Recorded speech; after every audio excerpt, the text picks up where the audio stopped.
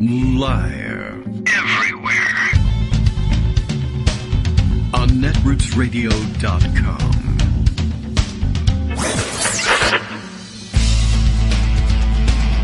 David Waldman. Kagro. In the morning. Now, here's David Waldman.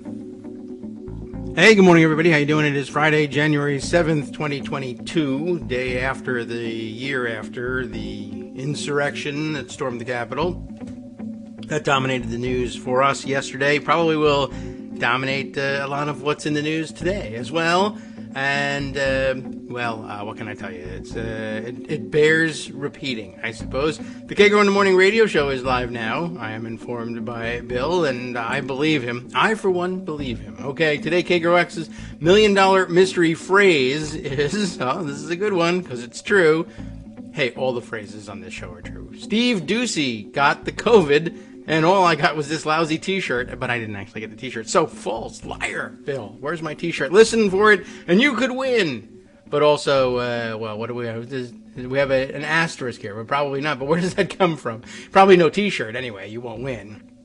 I have nothing for you, is what I'm saying, except the actual news. Yes, Steve Ducey has got the COVID. I think I actually even put that one in pocket. I mean, that's actually significant because, I don't know, I guess he'll go on Fox and Friends remote and say, it's nothing, don't worry about it, blah, blah, blah, minor, we don't have to vaccinate anybody, etc., etc.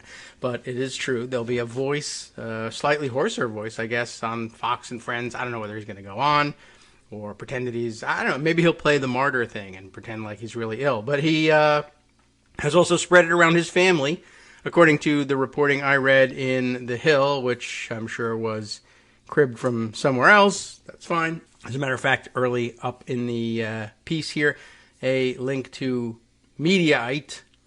I can take a look. Steve Ducey returns from... I'm going to read you the Mediaite headline. Steve Ducey returns from holiday. Holiday. Hey, how do you like that? To reveal his own Omicron outbreak. Went through our whole family. Wow. Well, I don't know which... let's read the Mediaite version of it. Why not? This is, I'm sure they'll cover the same material here. A notably hoarser-throated Steve Ducey, there we are, now we actually know that he went and did this, returned to Fox News Thursday morning, so he was already on the air with it. I didn't know whether he released an announcement outside of the context of the show or whatever. But he was on the air on Thursday, which will, I'm sure, be taken as evidence by the viewership that you don't need to go and get vaccinated or anything. I don't know whether he told them. I mean, he would have to be vaccinated because, of course, Fox News has their own corporate vaccine mandate, which they don't like to talk about very much, but it's true, it's there. And, let's see. A notably hoarser-throated Steve Ducey returned to Fox News Thursday morning after what many viewers probably noticed was a longer than usual vacation. I didn't, but I'm not a Fox viewer, but maybe you are. Or you know one in your family, let's say, and revealed that his holiday break was pretty much spoiled by the Omicron variant of COVID-19. And by the way, still no real explanation as to why the prolonged absence for Ron DeSantis either, though he is back. He did die. Not that we didn't have fun pretending that he did, or might have, and mean it when we did it, but... yeah, anyway, he's got his own story. Let's see. Ainsley Earhart, that's one of the co-hosts? Yeah, welcomed her co-host back and asked if he had a fun vacation, to which he replied, I guess, hoarse or voice. Should we give him a hoarse voice? I don't know what he sounds like normally. We gathered together as a family, and then a lot of people, trade gifts. Yeah, that's kind of, widespread practice. But what were the gifts? We traded Omicron. Haha, okay, well, we traded Omicron. It pretty much went through our whole family. That's what the disease does. Thanks for all your help trying to keep it out of circulation. He explained how he and his wife Kathy each got Omicron, as did his son Peter Ducey, who is, of course, White House correspondent for Fox News, while his daughters Sally and Mary had the Delta variant. Oh, how interesting. The tell is, what Omicron does, as he said with his sore throat, remember, Delta hits you in the chest. He probably said it that way. The Delta hits you in the chest. Omicron hits you right in the throat. He added, before explaining the diagnosis he received from his ENT doctor, Ducey has been one of the most vocal proponents of getting the COVID vaccination. That's good. And following mitigation guidelines, having told Fox and Friends viewers to get the shot. Okay, at least that's to his credit, and that's probably what made it possible for him to go in even after a prolonged vacation.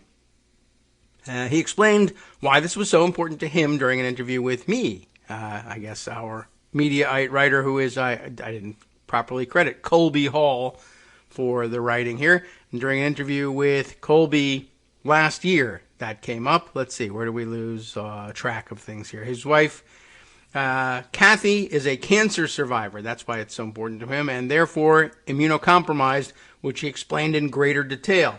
And this, too, would likely be applicable to Ron DeSantis in his situation, because his wife, as I understand it, also now battling breast cancer and still working on it. I mean, I guess the cards or the jury's still out on whether she'll be a cancer survivor or not. I assume that she will be and is undergoing the best treatment available, but that doesn't mean you're not immunocompromised, and it wouldn't have been wise to say, make sure that he got the shot and publicize that that was the case, and did everything he could to avoid exposing his wife to contaminants.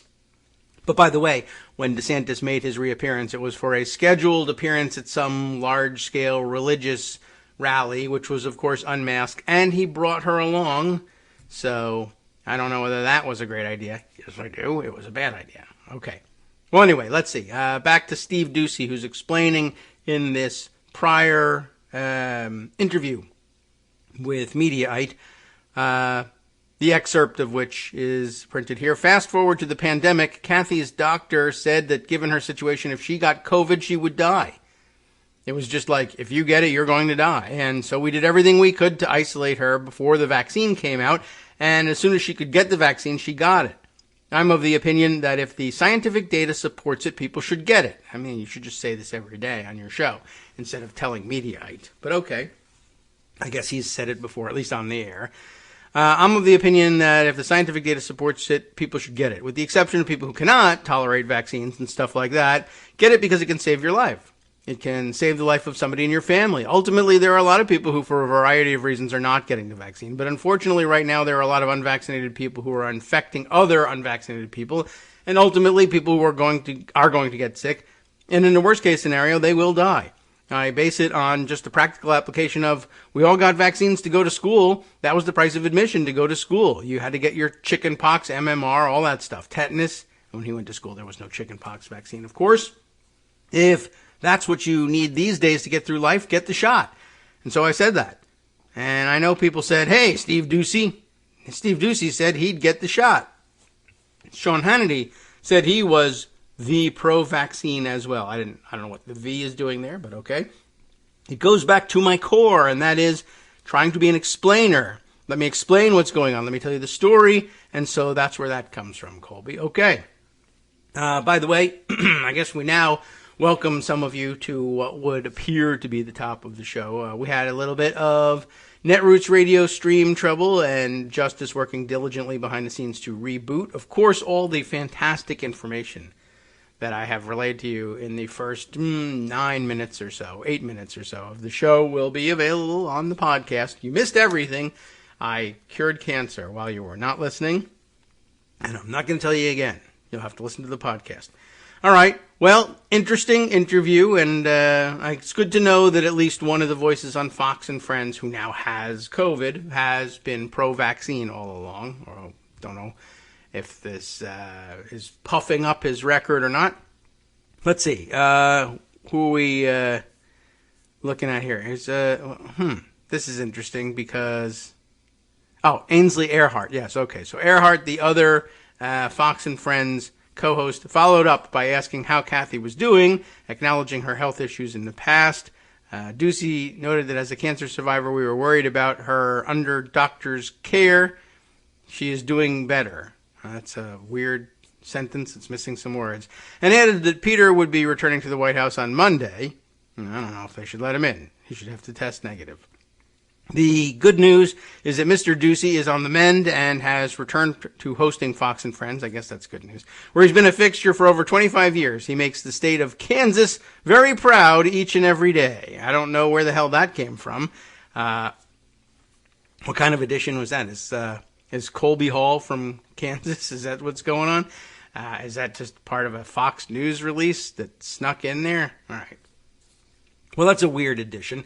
Anyway, if you happen to miss it because the show wasn't up and running and streaming just yet, the word was that Steve Ducey, co-host of Fox and Friends, has got the COVID, and so does his whole family. And they're on the mend from it. Some of them picked up Omicron, some of them picked up Delta. How interesting. And no word on how the Delta folks are doing versus the Omicron folks and whether or not the entire family is vaccinated. But it sounds like they probably were on account of Steve Ducey's wife, Kathy's cancer survivor status. Very interesting story. It's the COVID, it's everywhere. And you ought to know when people pick these things up. All right, let's see. Other things that we put aside here for discussion on a Friday. There's lots of room for the long read kind of stuff. I think we have to deal with just a little bit more, I think, of the January 6th anniversary. There were certainly some additional pieces to share with you that bear on that, and I don't think we've tied up all the loose ends of what we wanted to talk about unless we read one or two more pieces. Now I'm going to take the risk of diving into a Marcy Wheeler piece from Empty Wheel, which sometimes jumps into the story midstream. We'll do our best to make sure that we're all up to speed. Pardon me, boy. That we're all up to speed on what she's talking about and can pick up the story arc here. I took this story from January 5th. When she posted here, I'm just there to open the envelopes. I guess a quote from Mike Pence discussing correctly what he adjudged to be his role on January 6th, 2021, before they started trying to hang him. And I guess he stuck with it even after they started trying to hang him. I'm just there to open the envelopes. The Select Committee and DOJ investigations converge at Mike Pence. That sounds kind of interesting. Let's see what's up. Well, one of my favorite openings for any sort of journalism. You might not understand this from following just traditional news outlets. Okay, it's a slightly different opening, but I never love to be greeted with, you might not understand. Oh, I might, though. Try me. But you might not understand this from following just traditional news outlets. The blame here is falling on the traditional news outlets, not you. But over the course of a year, the news-friendly January 6th Select Committee, remember, Greg has been telling you they've been leaking strategically for quite a while, and I'm glad they are. The news-friendly January 6th Select Committee and even the public parts of the locked-down DOJ investigation have met a common pivot point in their investigation of January 6th on Trump's efforts to pressure Mike Pence to violate the Constitution. That does seem like an important point. Trump did so first with personal pressure. Then he sent his mob. The pressure on Pence is how Trump's plotting in advance of January 6th affirmatively led directly to, not just through inaction but through action, specific steps taken by confessed mobsters to assault the Capitol. Already in February of last year, both the House impeachment managers and I, that being Empty Wheel, recognized the centrality of Trump's treatment of his vice president to his liability for the January 6th insurrection. Trump had nothing to say in defense of his actions with regards to Mike Pence. And here, some pull quotes. I don't know whether, I don't know where it's being pulled from, but I guess the most, the clearest prior link here is back to Marcy's own reporting. So this is probably quoting her piece from back in February of last year. The House brief for the impeachment trial mentions Pence by title and sometimes by name 36 times. Those mentions include a description of how Pence was presiding over the counting of the electoral vote, how he fled when Trump's mobsters, that's her term for it, flooded into the Capitol, how the attackers targeted him by name, how Secret Service barely kept him safe, and how Trump's own actions made Pence's danger worse. The House brief dedicates a section to how Pence refused to do what Trump explicitly asked him to do, to unilaterally discount certain electoral votes. And here, a quote of her, quoting the House brief, I guess a subsection labeled C here, but I don't know what the priors are on C. Vice President Pence refuses to overturn the election results. By the time the rally began, President Trump had nearly run out of options. He had only one card left to play, his vice president. But in an act that President Trump saw as an unforgivable betrayal, Vice President Pence refused to violate his oath and constitutional duty and just hours later had to be rushed from the Senate chamber to escape an armed mob seeking vengeance. In the weeks leading up to the rally, actually I'm starting to think that maybe, well, I'll read through it even though it's rather lengthy. We might be able to skip this, but in the weeks leading up to the rally, President Trump had furiously lobbied Vice President Pence to refuse to count electoral votes for President Biden from any of the swing states. These demands ignored the reality that the Vice President had no constitutional or statutory authority to take that step. Over and over again, President Trump publicly declared that if Vice President Pence refused to block the joint session from finalizing President Biden's victory, then the election, the party, and the country would be lost. And here a quote, "I hope Mike Pence comes through for all of us, I have to tell you," President Trump said in Georgia on January 4th. The next day he tweeted, "If Vice President Mike Pence comes through for us, we will win the presidency." President Trump reiterated this demand just hours before the rally. States want to correct their votes, which they know were based on irregularities and fraud, plus corrupt process, never received legislative approval. All Mike Pence has to do is send them back to the states and we win. Do it, Mike. This is a time for extreme courage. On the morning of January 6th, President Trump reportedly told Vice President Pence, "You can either go down in history as a patriot or you can go down in history as a pussy." That's what he told him. That's your president's quote, everybody. Okay, you say not your president. Later that day, while President Trump was speaking at his rally, Vice President Pence issued a public letter rejecting President Trump's threats. "It's my considered judgment," he wrote, "that my oath to support and defend the Constitution constrains me from claiming unilateral authority to determine which electoral votes should be counted and which should not." And he's correct there. And I remind you, of course, had he tried to do so, someone would undoubtedly have objected and insisted that the Houses resolve into their own discrete bodies and vote to overrule the stupid ruling. Anyway, this letter sounded like the death knell to any peaceful methods of overturning the election outcome. It was well known that the House and Senate were going to count the lawfully certified electoral votes they had received. President Trump's efforts to coerce elections officials, state legislatures, the DOJ, members of Congress, and his own vice president had all failed. But he had long made it clear that he would never accept defeat. He would fight until the bitter end, and all that remained for President Trump was the seething crowd before him, known to be poised for violence at his instigation, and the Capitol building just a short march away, where Vice President Pence presided over the final definitive accounting of President Trump's electoral loss. Back to Marcy's February piece. In other words, a key part of the House brief describes Trump giving Pence an illegal order, and then, after Pence refused to follow that order and announced he would do his own constitutional duty, Trump took actions to focus the anger of the mob on his own vice president. It's not just what Trump said about Pence, the incitement of an assassination attempt against his vice president that Trump claims is protected by the First Amendment, but it's about an illegal order Trump gave to Pence, which Pence duly ignored. That order was unconstitutional, and as such is not protected by the First Amendment.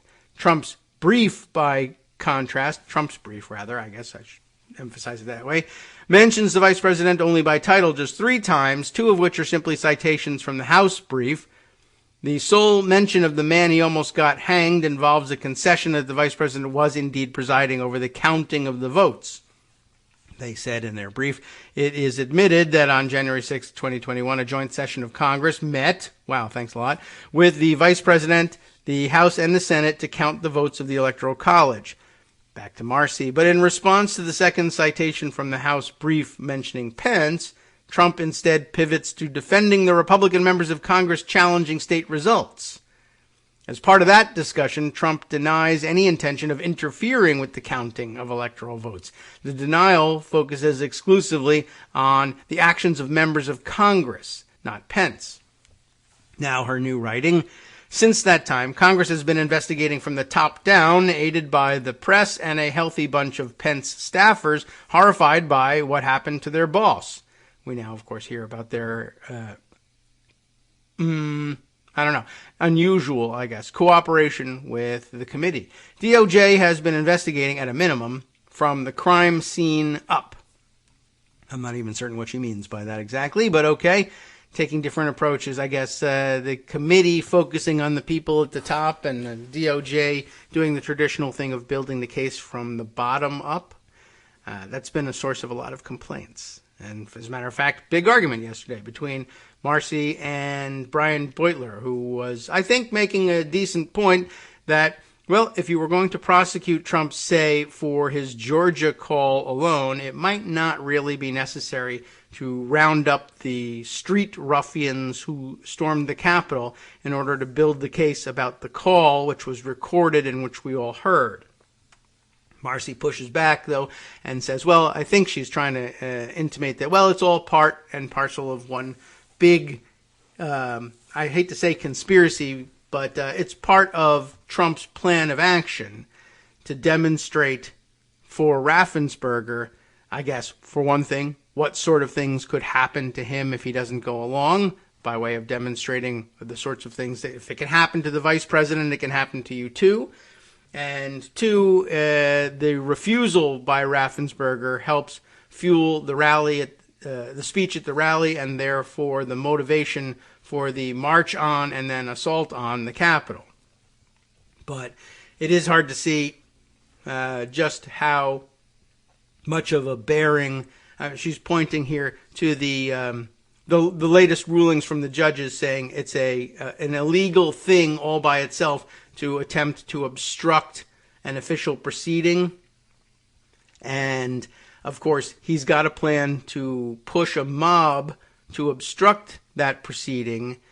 But another prong of the attack is an attempt to intercede with state officials to try and get them to help obstruct the proceeding that will begin the next day, as the call was taking place on January 5th.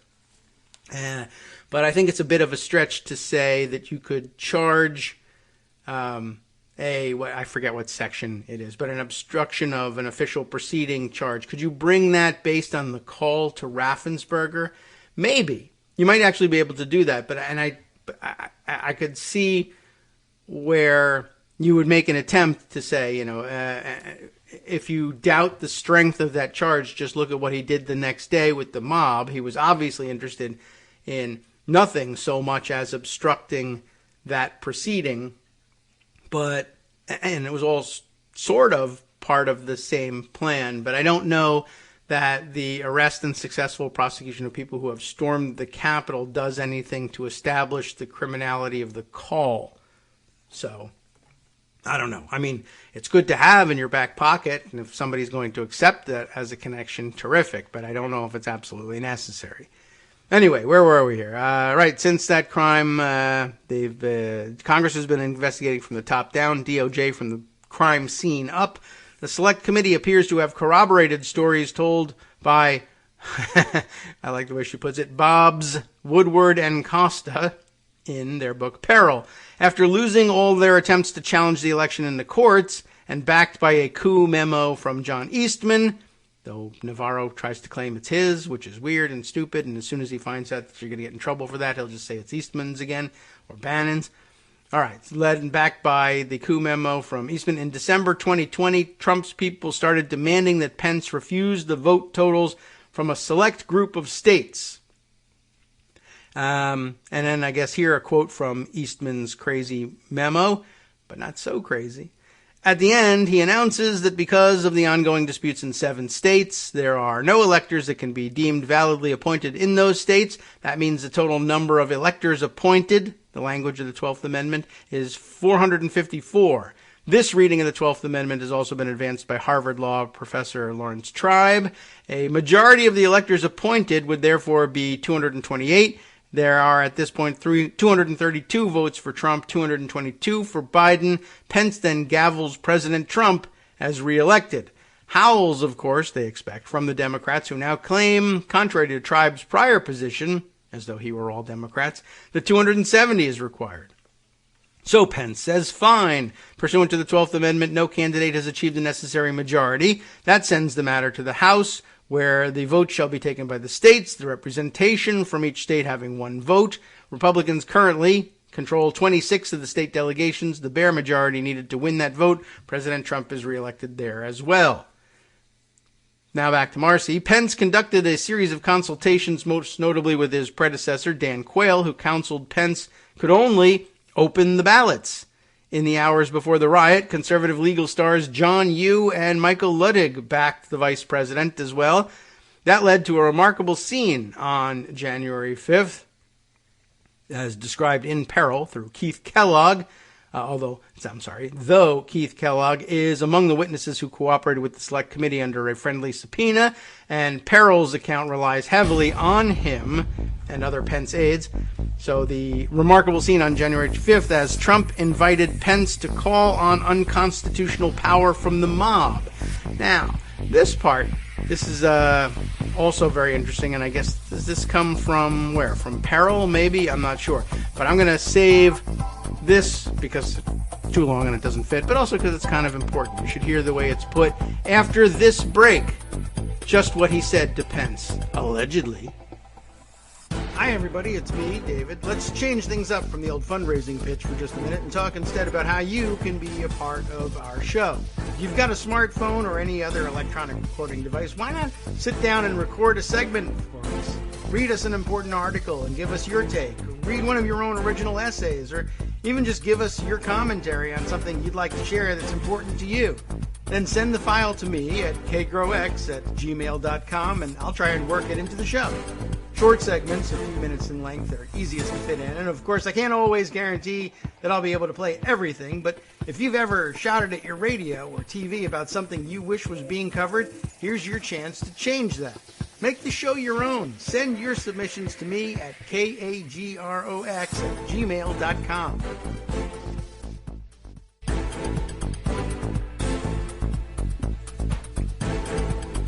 All right, welcome back now to the Kagro in the Morning Show here on Netroots Radio, and I have word from Bill, by the way, that the full show was in fact up and running. So extra kudos to Justice for managing to get that all done in a very short period of time. I think I heard from him just about 10 minutes before air.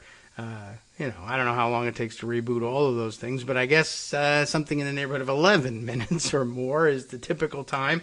But he managed to get it all done in time and get us up and running as scheduled. I needn't have said a thing. Fantastic work there. All right.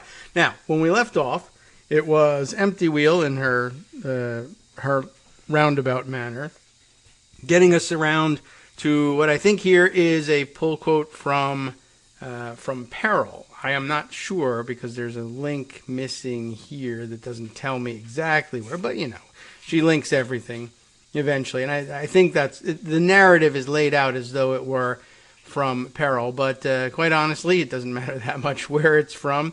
But here's the conversation that takes place between Trump and Pence, reportedly, again. But, if it is from Peril, they're probably making sure that they've crossed all T's, dotted all I's in this one, because they'll be a high-profile target if they don't.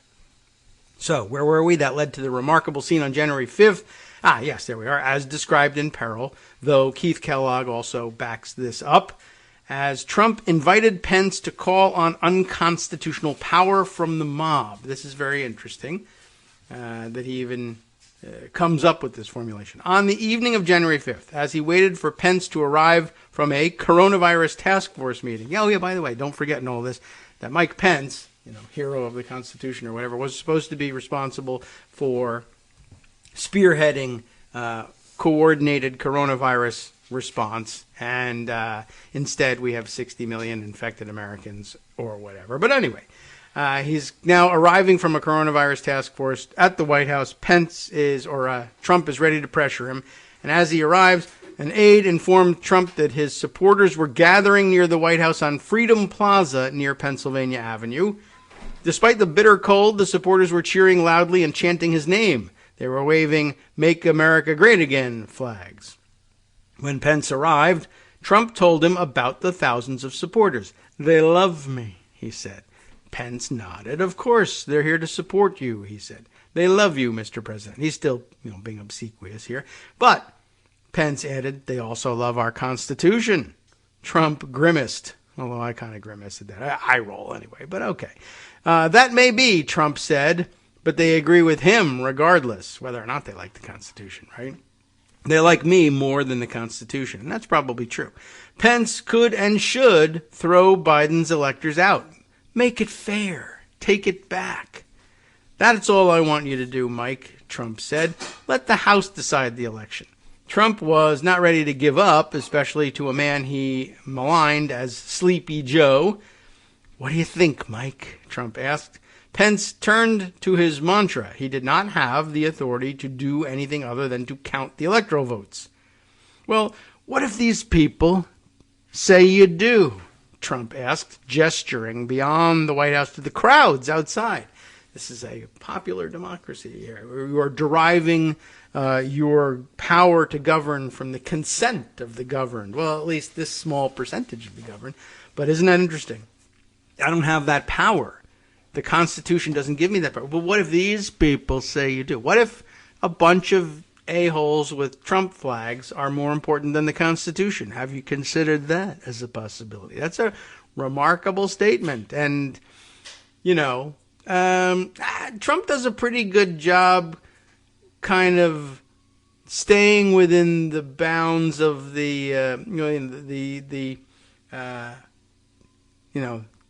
television or movie screen mobster kind of thing, never really just saying what he means, but sort of something that in an offhand way is to be understood as threats underwritten by violence, but I never say the important thing that will get me convicted in a court of law. What if these people say you do? Well, what if they do? I didn't say they did, but what if they said they did? What about that? So what if these people say you do? Trump asked, gesturing beyond the walls to the crowds outside. Raucous cheering and blasting bullhorns could be heard through the Oval Office windows. If these people say you had the power, why wouldn't you want to? And that's another interesting formulation. Well, because it doesn't matter whether I'd want to or not or whatever they say, but okay. If these people say you had the power, why wouldn't you want to? Trump asked. I wouldn't want any one person to have that authority, Pence said. But wouldn't it almost be cool to have that power? Trump asked. Well, I'm just asking questions. You can't convict me for that. No, Pence said. Look, I've read this and I don't see a way to do it. We've exhausted every option. I've done everything I could and then some to find a way around this. It's simply not possible. My interpretation is no. I've met with all these people, Pence said. They're all on the same page. I personally believe these are the limits to what I can do. So, if you have a strategy for the 6th, it really shouldn't involve me because I'm just there to open the envelopes. You should be talking to the House and Senate. Your team should be talking to them about what kind of evidence they're going to present. Marcy comments, in spite of Pence's refusals, Trump released a false statement that the vice president would, in fact, do Trump's dirty work. Late Tuesday evening, January 5th, as word dripped out to the press that Pence was holding, Trump directed his campaign to issue a statement claiming that he and Pence were, quote, in total agreement that the vice president has the power to act. This, too, I think, is from Out of Peril. Back to Marcy. This set the expectation with the already enraged mob that their efforts to keep Trump in office might just work.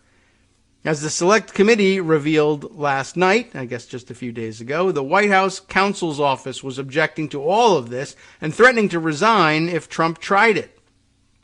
Sean Hannity learned about those threats as early as December 31st and shared his concerns with Mark Meadows.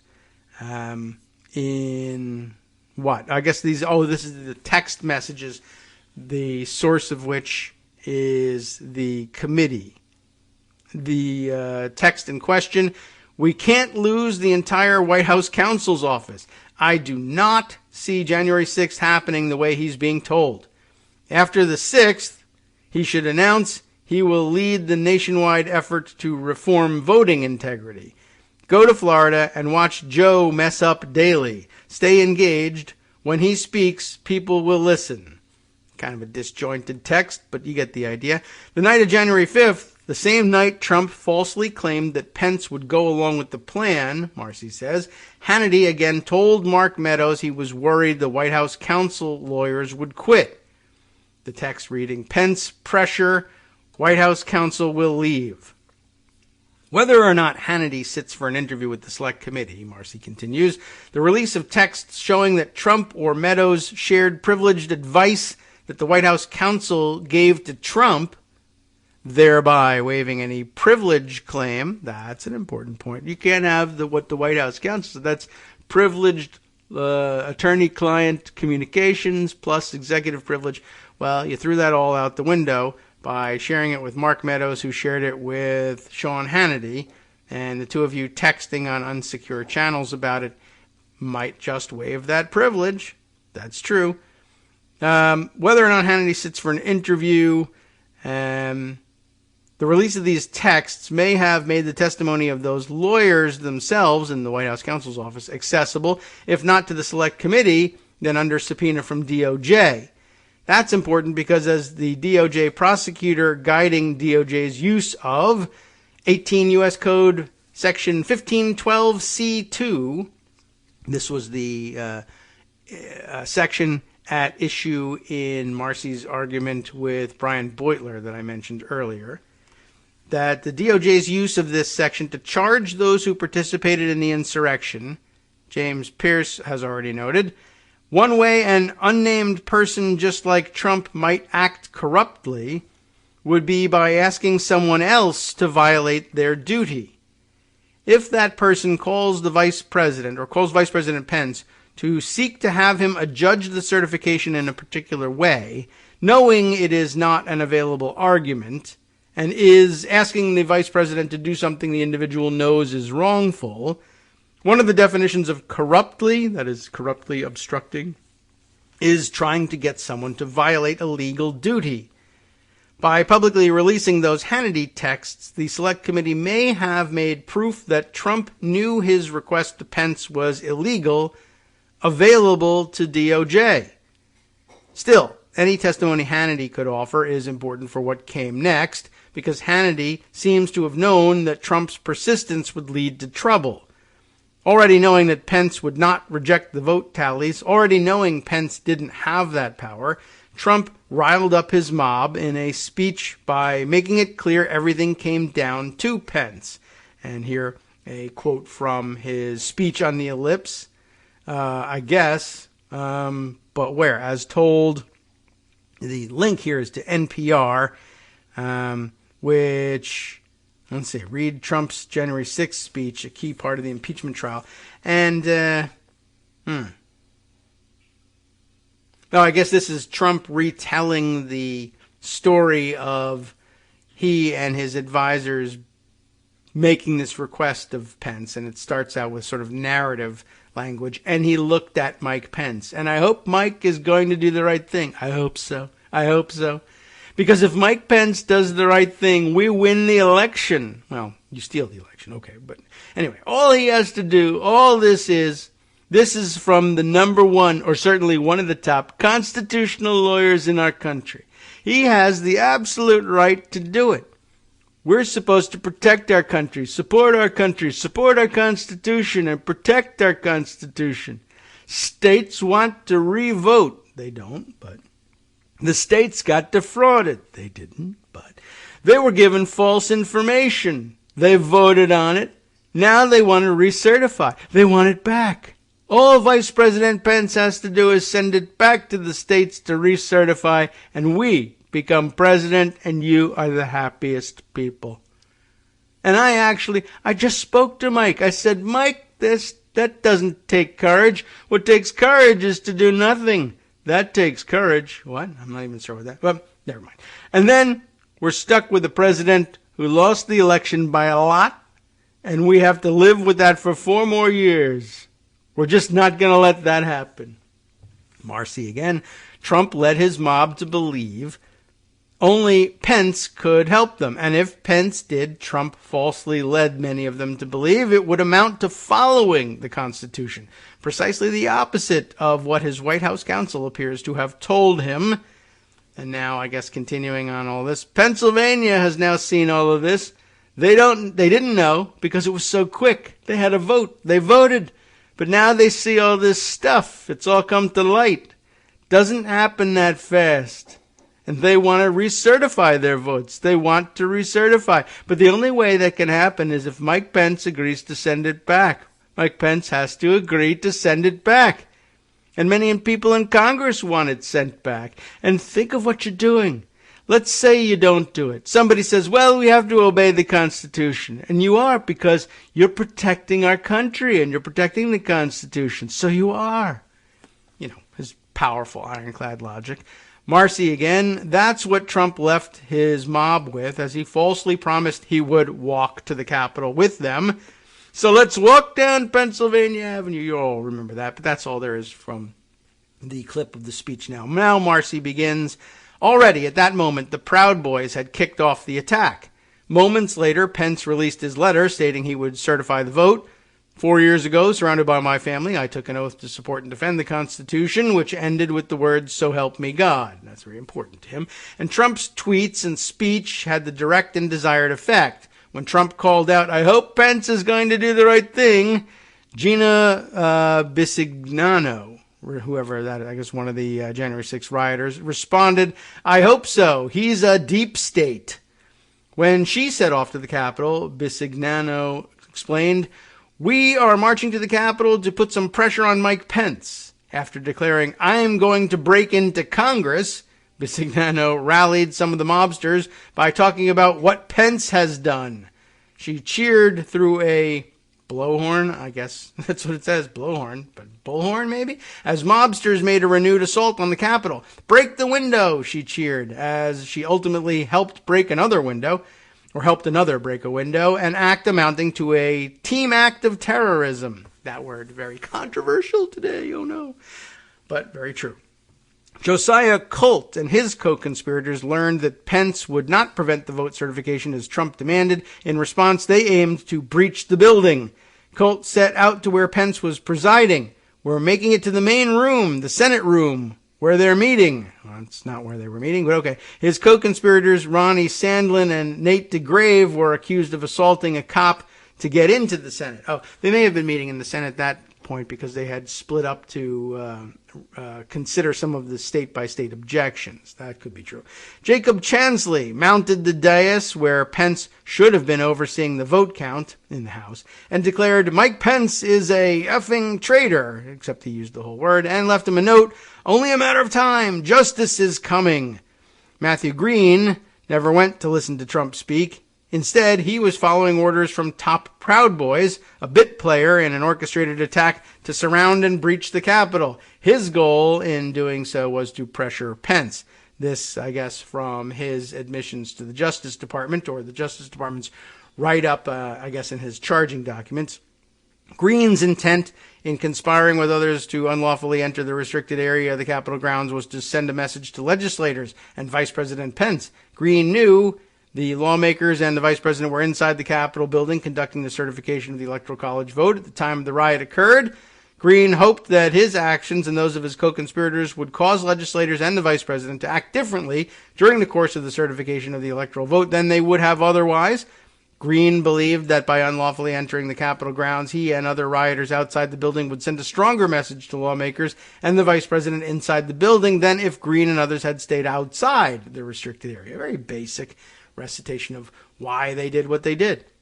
There is a direct line of corrupt intent from the moment where Trump asked Pence, if these people say you had that power, wouldn't you want to exercise it? And efforts that his mobsters, both those who planned this in advance and those who reacted to Trump's incitement, made at the Capitol. Some of the most central players in the attack on the Capitol have testified under oath that they understood their goal to be pressuring Mike Pence. In pursuit of that, they broke into the Capitol, assaulted cops, occupied Mike Pence's seat. Congress is currently focusing on showing what Trump did during the 187 minutes after his mob had breached the Capitol, aside from his tweet focusing again on Pence, which was, of course, Mike Pence didn't have the courage to do what, you remember those tweets. DOJ is finalizing its understanding of the coordinated effort, using the mob's Alex Jones lured to the Capitol, and to a second front that resulted in multiple breaches of the building and vastly inflated risk to Pence and members of Congress. But on one point, both investigations have already converged. The motive of the vast many involved, from Trump to his scheming associates to organized militias to unwitting trespassers, was to pressure Mike Pence to violate his duty. All very much the case. Glad we read through it. Interestingly, I come back to, and this wasn't the point of her writing at this point, but I would point out at this stage, I guess, there is no mention of the Raffensperger call in this summation of it. So, seems to me like the Raffensperger call as part of a charge of obstruction of an official proceeding may have been an afterthought. And probably correctly so, and maybe it might even have been a correct afterthought, but the idea that the actions of the people on the ground at the Capitol are essential in order to build a case against Trump simply for the illegal act of trying to coerce Raffensperger through this call that's been recorded. Yeah, I don't know if that makes the case for it at all. I'll just leave it at that for now. Also of some interest, and maybe you want to read this on your own, but an interesting piece from the Plumb Line, Greg Sargent, who put together essentially a future, what we hope is a future counterfactual, I guess. His idea of how the both sides media would cover a successful Trump coup. I thought this might have been a guess at a current historical counterfactual of how would the media have covered it had he succeeded in 2020. But I think instead this is his imagining of how they would deal with a successful Trump coup in 2024. But it's very interesting. And yeah, he's pretty much got it. I think, it's all very plausible based on what we already know. It starts off with a headline. A year later, Trump's election reversal drives a partisan wedge. This is dated, fake dated, I guess, January 6th, 2026. So a 1 year later look back at the success of a January 6th, 2025 coup based on the plan for 2021. Get it?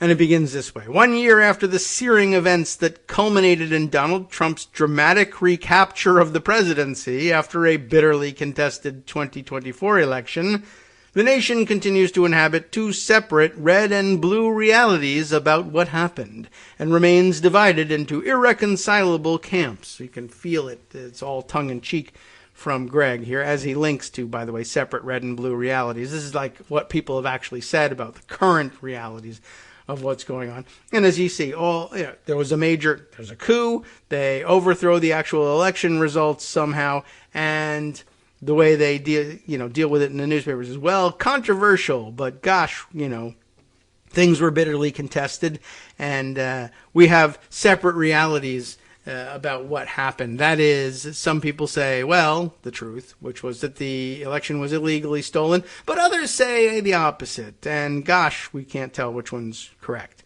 12 months to the day after street violence broke out at the Capitol as the GOP-controlled Congress voted to invalidate Vice President Kamala Harris's electors from Pennsylvania, I guess envisioning her as the nominee for president this time, resulting in a protracted dispute that ended with the Supreme Court declining to hear the case. Probably going to happen that way. Democrats and Republicans cannot even agree on the most basic facts about what transpired. The result is that the reversed 2024 election has become just another wedge in a divided nation that remains more polarized than ever. Though Democrats continue to say Harris won Pennsylvania, and some experts agree, polls have shown most Republicans continue to believe that Harris didn't legitimately win the 2024 election and subsequently tried to steal it. The tribal divisions about the election mirror what happened in the wake of the disputed 2020 election. After the assault on the Capitol of January 6, 2021, Democrats created a select committee to examine the attack and the effort to reverse the election that preceded it. But Democrats on the committee arguably handed Republicans a political gift by refusing to appoint pro-Trump firebrands, which caused it to devolve into a partisan feud. Republicans called the committee's investigation illegitimate. After the committee released its determination that Trump and his allies had attempted a concerted, deliberate effort to overturn the election through procedural means and then violence, the findings exploded into a partisan battle, and it resulted in a failure by Washington to act. Does this sound familiar? It certainly sounds likely, at any rate. Let's see. By the way, there was something I read all the way through this, and it's not all that long. There we are. I guess we see that things have been corrected here. The original version of it down at the bottom here had, maybe we all want to make our way all the way through this. Well, as he envisions things here, Trump then mounted his 2024 comeback and prevailed over Harris after a bitter dispute over the results in Pennsylvania. Though Harris appeared to win the popular vote by less than half a percentage point, the GOP-controlled legislature tried to appoint a slate of electors for Trump. This was thwarted when Democratic Governor Josh Shapiro appointed a slate for Harris. But on January 6, 2025, Republicans in the GOP-controlled House and Senate, united in the belief that there had been widespread fraud in Pennsylvania, voted to object to Harris's electors and declared Trump the winner of the electoral count vote. Vote count, I guess, is what it should be. But the Supreme Court refused to hear the case, with 5 conservative justices declaring this is a political question. They may very well do something like that. Election experts point out that if the Electoral Count Act of 1887 had been revised to make it much harder for Congress to object to electors, such a scenario would likely have been averted.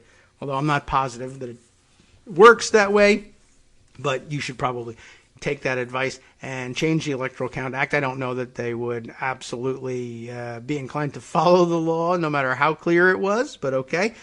In 2022, Democrats urged Republicans to join them in passing such a reform and a host of other protections for democracy, but Republicans accused Democrats of manufacturing evidence that GOP state legislatures were engaged in anti-democratic activities and criticized Democrats for seeking unprecedented partisan power to micromanage elections across America. The opposite, of course, being true. Democrats tried to suspend the filibuster to revise the Electoral Count Act and pass democracy protections, but Senator Joe Manchin refused to go along, claiming that ending the filibuster and passing partisan voting legislation would, quote, destroy our democracy. Democrats worked hard to move Manchin, but angry progressive attacks did not move the West Virginia senator. They only emboldened him.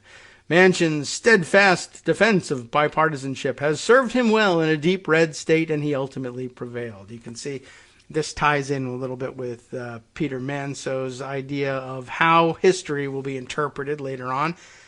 All the events that followed continued to be interpreted through a partisan lens. Democrats say that if their warnings had been heeded and their reform blueprint followed, none of this might have happened. But Republicans say Democrats refused to move on. Now, here's the part that got corrected. It says, commenting on the first anniversary of the crisis, House Speaker Kevin McCarthy decried the violence and then pivoted to blaming Democrats, claiming they are using it as a partisan political weapon to further divide our country. The issue here being the original version of it read, House Majority Leader Kevin McCarthy decried the violence and then pivoted to blaming Democrats. And I tweeted to Greg Sargent, who's the Speaker of the House in this scenario? I mean, I was just wondering, like, it's not McCarthy? Someone leapfrogs McCarthy to become Speaker, and he's Majority Leader. Entirely possible, but who is the Speaker? I mean, is this one of those weird scenarios where Trump is the Speaker? Because then he'd have a larger hand himself in perhaps thwarting the certification of the Electoral College vote for Harris, but I don't think he was claiming that. But I guess he just said, oh, yeah, right, Speaker of the House, and just revised it. And I don't know. He may have told me he did it, or somebody else might have told him that before me. I don't know. And that's why he didn't bother to tell me that he had made the change. I was just wondering about that.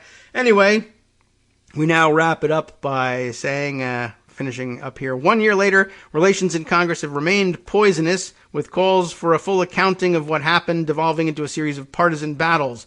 The nation's lawmakers remain strikingly at odds about how to unify a torn nation. One Republican senator said he has no plans to acknowledge the significance of the anniversary.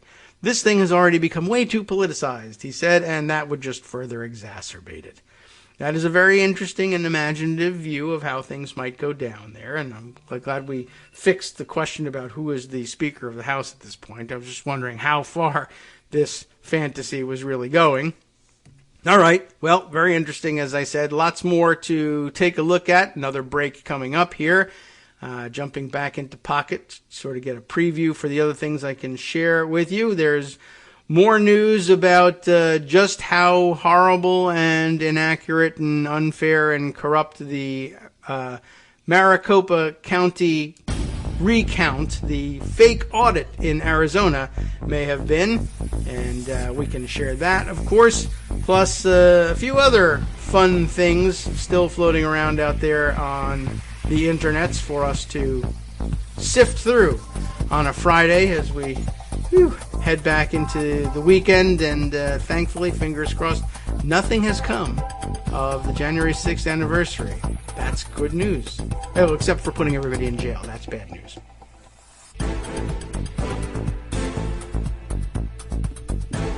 All right, welcome back now to the Kagro in the Morning Show here on Netroots Radio.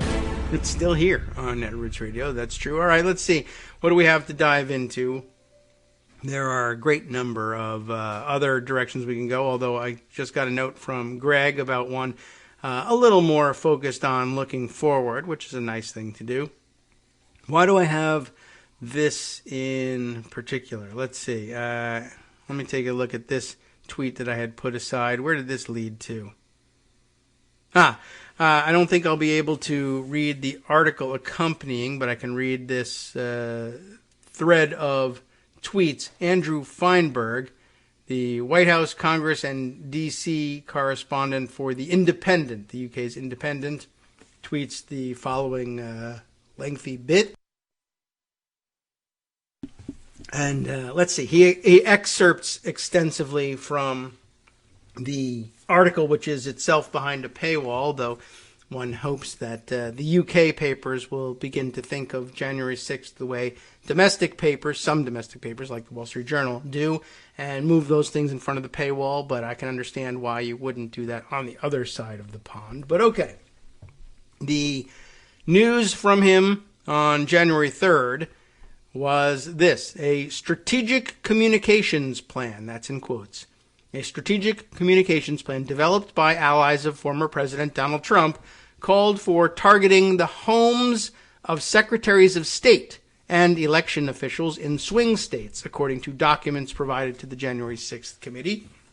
I think we all imagined that this was probably the case, but it's good to get documentation of it. And by the way, recall that in the few instances where there have been liberal-leaning or Democratic-leaning, progressive-leaning protesters outside the houses of officials with whom they disagreed, there was bitter condemnation from Republicans about how wrong this was and the sanctity of the people's homes. And a lot of progressives and liberal-leaning and otherwise Democrats agreed and wanted to get out from underneath the accusation that they were somehow in agreement with targeting these officials' homes, and said, no, this is out of bounds. Meanwhile, of course, they were planning on doing exactly the same thing on a much greater scale, and to, of course, as is their common practice when the right is doing this, make much more explicit the threat, physical threats against the people inside. And, asymmetric in that respect. Almost always the case. By the way, I guess we might as well acknowledge that, at some level, perhaps that does become necessary at some stage of the game. And wouldn't it be something if a large number of people decided that, well, maybe we ought to make this game a little bit more symmetrical, either by upping the game on the Democratic side, and we hope that it doesn't come to that, or, of course, you could up the game or make things more symmetrical by eliminating the players in violation on the other side, let's say. I don't know. Maybe their homes needed to be protested instead, rather than officialdom. Okay, well, at any rate, here's what gets reported. There was apparently a strategic communications plan, and that's interesting, too, to label it a strategic communications plan. And part of the plan is this kind of direct threat to elected officials around the country. Maybe I'll click again just to see whether, in fact, this is behind the paywall. Oh, maybe not, although it looks like actually most of it is a video presentation. Is that right? No, okay. There is a written presentation, otherwise known as an article in The Independent that goes along with it, but yeah, still behind paywall. Anyway, we'll read Andrew Feinberg. Feinberg knows our frustration and provides us with excerpts via Twitter, and goes on this way. The plan specifically called for protests at the homes of election officials, secretaries of state, GOP state legislators, and, quote, weak members of Congress. There's a screenshot here with the list, I guess, of targets. Rallies and protests, organized events in Arizona, Georgia, Michigan, Nevada, Pennsylvania, and Wisconsin. Targets, just says some bullet points here. Support for hearings, support for President Trump. That's not targets. Those are the messages. But maybe there's targets here later on in the bullet list. Support for hearings, support for President Trump. Protests at local officials' homes/offices. So no one in particular, just anyone you can find. Protests at governor's mansions. Protests at lieutenant governor's home. Protests at Secretary of State's home. Protests at weak members' homes. Protests in D.C. Rally for key House and Senate members. Next tweet. The plan singled out Michigan Secretary of State Jocelyn Benson, who's, of course, a Democrat, so that's why she'd be singled out, with false accusations that she'd ordered county clerks to illegally delete election data. Why give them the truth when the lies will rally them that much more strongly and get more people out? A group of armed pro-Trump protesters confronted Benson outside her home, magically, through no direction, I'm sure, on the night of December 6th, 2020, a month before the insurrection. So this is planned well in advance. The next screen grab has a page specific to Michigan. Margin, it says 147,000 votes. And then some bullet points. Wayne County originally rejected certifying their vote because 71% of their reporting precincts didn't balance, only certified after threatening and doxing the Republican Board of Electors members who declined certification. This means that less than 30% of the votes were accurate. These are some terrible claims, but okay, this is what they were rallying their people with. Even the UN would not accept this rate in a third world country. Antrim County Forensics Report is the next bullet point that has these sub-bullets here. Shows 68% error rate. FEC legal maximum error rate is 0.000... How many zeros are there? Maybe 3. 0.0008%. 81% rejection rate. None of this is true, of course. Adjudication and security records missing. A violation of state retention laws requiring records to be maintained for 22 months.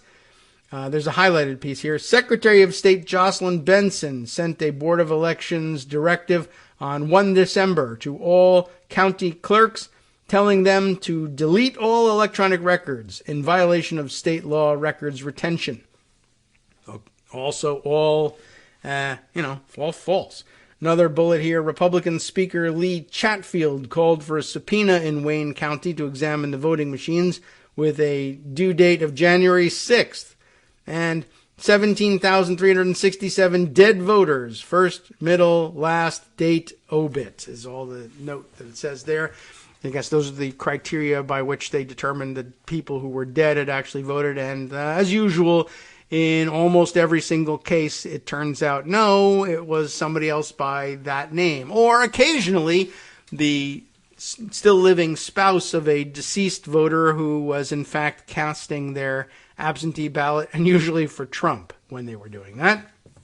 So, some set of instructions that they handed out to people, all based on lie upon lie upon lie. And I don't know. I don't know what to tell you. I'm sure of some interest to the January 6th committee. What they're going to do with it, I am unsure. But they're holding their cards close on that one. Just another piece of evidence in the case against these folks. But when we'll see action and of what sort, I don't know. I just thought that was kind of interesting to add to the mix. Let's see. Other pieces, bits and pieces floating around here that I want to open up and see. What are we talking about here? Some of these things aren't clearly identifiable. Oh, yes. Okay. Unless I open up the tweet in question. By the way, speaking of the various threats against officials in their homes, I wanted to call your attention to a piece that came out, I guess probably the end of last week or maybe even the week before. Yeah, look at that. Published December 30th, that I know a lot of you will have seen by now and probably have thumbed through to some extent as I did. The Reuters graphics piece, a graphic presentation of Anatomy of a Death Threat. The subheader here reading, Trump supporters have waged a campaign of intimidation against state and local officials who administer U.S. elections.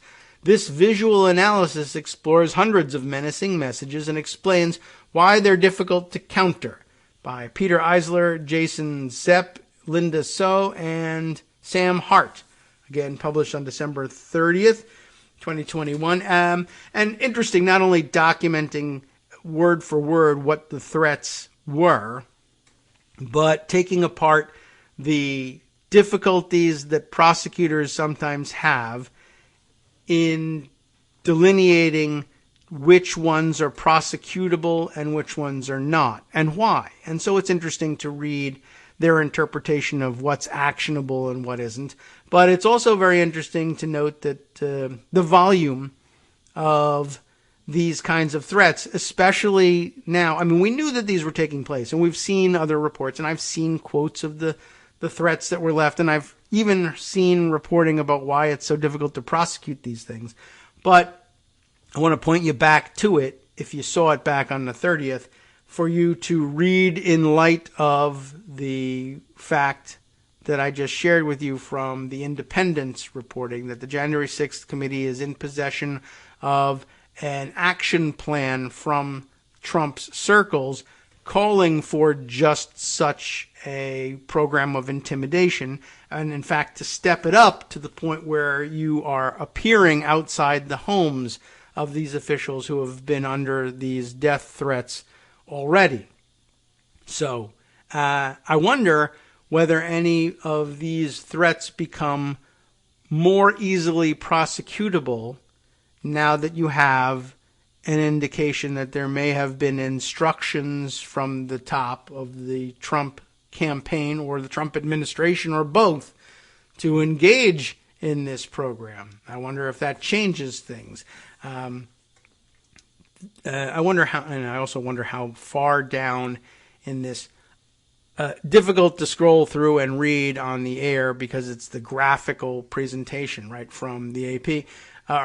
Reuters. I'm sure that that's the worst mistake I can make in their view. But where do we get to the point where they're discussing how difficult it is to do the prosecutions? So far, they're just sort of documenting how they conducted their study and how many examples that they got.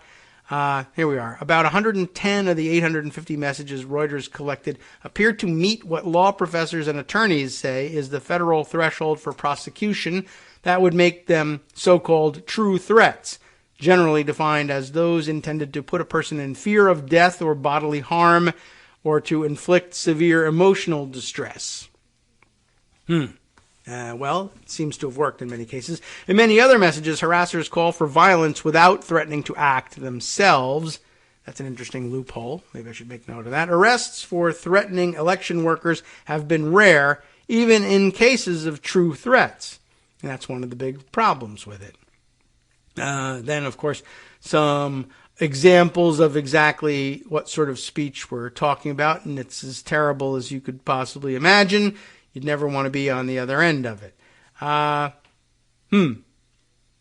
then I guess launching into the legal question. Here's this section. Crimes or protected speech, a challenge for U.S. law.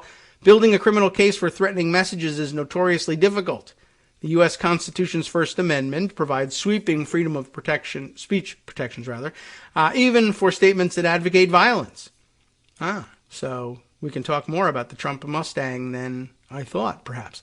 The Constitution does not, however, protect direct threats to a person's life or safety, legal scholars say.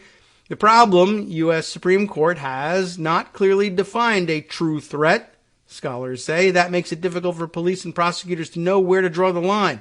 Law enforcement officials often look for language or context that reflects a clear intent to act or instill fear, rather than simply suggesting a frightening outcome. For instance, many prosecutors would consider, "I will kill you," as a clear threat. Why, thank you. But "you should die" as legally protected speech. Then they present below 6 hostile messages. Each one was sent to the state or local election workers after their offices were falsely accused of voting fraud. By whom, I wonder? Reuters asked legal experts to categorize the threats as either true threats or protected speech and see if you can guess their answers. So a fun interactive game for you to try out your hand at trying to decide which one is which. We won't play the game, but you can. By the way, just for your background information, it says here, calls for hangings are often legal. What do you think of that? Threats that instill fear don't necessarily merit prosecution under U.S. law. Of the 200 messages collected by Reuters that called for the death of an election staffer, often by hanging or firing squad, only 66 could potentially be prosecuted under federal law, legal scholars said. Many of the messages gathered by Reuters would meet the standard of a threat because it's directly talking about acts of violence, injury, and even death to people and their family members. Reuters combed court records, news accounts, and legal databases to identify prosecutions involving threats to election workers and other public officials. The review found 4 cases since November of 2020 of people charged with threatening an election official or worker. In the same period, at least 14 people were prosecuted for threatening members of U.S. Congress, often with language strikingly similar to threats documented against election workers. Interesting. That they appear to take more seriously, and maybe they should. I don't know. Let's see. Prosecuting threats can demand a fair amount of time and energy or a level of technological prowess that some police departments don't have, such as tracking anonymous emails. But the FBI is perfectly capable of doing that work in federal cases. That seems interesting. That's according to Kendra Albert, clinical instructor and director of the Initiative for a Representative First Amendment at Harvard Law School. I don't think there's any discussion here of whether or not it makes a difference that the calls be part of a coordinated effort directed by someone in officialdom, but I imagine that would very likely make a difference in some of the prosecutions of the cases if they chose to go forward with them. I think that would be an interesting angle on things, and just thought I would bring that up. Let's see. Other items for inclusion here. let's see, I have to check in once again.